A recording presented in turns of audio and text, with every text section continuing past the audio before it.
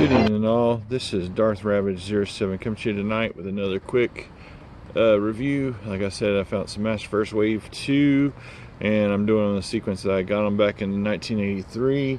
I got Beastman first, and then secondly I got none other than, and before we get to that, I wanted to say thank you again to my subscriber base. Thank you guys so very much. I do appreciate your time and your patience. We're going to get right to the core of this quick review here, and make sure to subscribe and all the good stuff down in the link there below. If you want to possibly take a cheaper vacation, consider using my Cruises Inc. link down there in the description. And in 3, 2, 1, we're covering Man-at-Arms tonight from the Masterverse. There's the side there, Heroic Master of Weapons. There's a brief bio if you so choose to read it. I'll leave it there for a moment. And let's take a look at that. Oh, that art is just so good. Just like these is the difference between Mattel and G.I. Joe Classified, with the artists are cranking out top-notch work. I really love that stuff. Makes it hard to throw that away.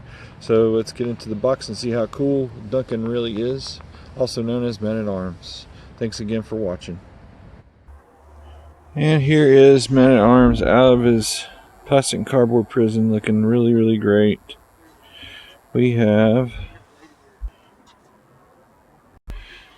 So here is Man-at-Arms, looking all great and what have you. Love the attention to detail, even right down to the little pieces that come with him here. He has his other fist that he can have here. And it's got the armor detailing there, and then this is just straight up a fist that doesn't have it since it goes on his right hand. So that's really nice that they did that. Same thing, they got the armor on it, but it's the open hand. And then if it's the right hand, they got the no armor there. So that's really, really good attention to detail.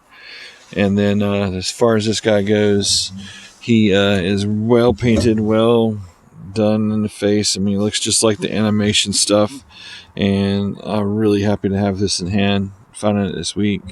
Articulation wise, he's got his look around. He can look up really high.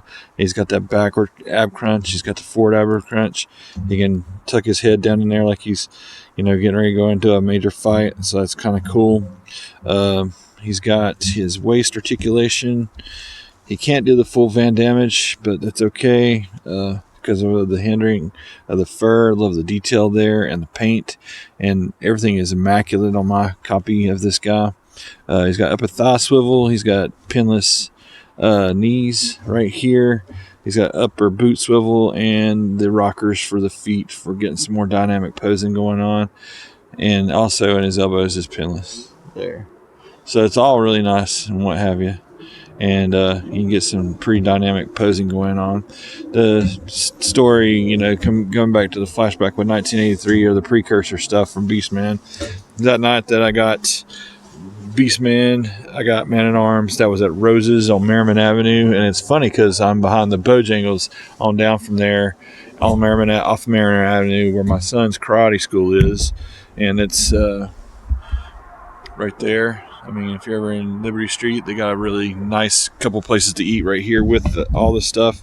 And I'm sitting at one of the venues, little restaurant area that's outside. So, I mean, this has been utilized pretty good. And they got a little space heater over on the side so that people don't have to necessarily freeze their fannies off. But it's not even all that cold out here tonight. It's a good night to shoot again. So I'm really thankful for my great uncle for he'd always not know if he's going to be around for the next Christmas. So before Christmas, he would borrow us long enough to go to Rose's to go get us our Christmas gifts like a month earlier, 2 weeks earlier than get our Christmas. And it was always fun. So this was 1983. I got Beastman. I got Man-at-Arms. And so now that's the review order there. And from here, I'm going to do one villain and one good guy. Hopefully get through what I've got collected so far in a neat fashion there. Really do enjoy this guy. I highly recommend picking him up. And he doesn't disappoint, man. I just really am glad that Mattel came back along and give it the these are actually 7-inch tall figures, where most other things are 6-inch.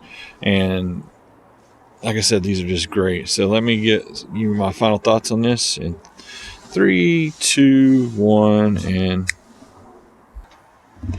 having this in hand, just and falling backwards as I get ready to record again. It's just timeless. Being able to have these in hand at the age of 46, some 35 years after the original characters that had I want to say they had 5 points articulation and some wrist swivel going on, but nothing with the legs. So you couldn't really get any other cool dynamic poses. Imagine with the hot with the hair dryer trick, you loosen up the joints.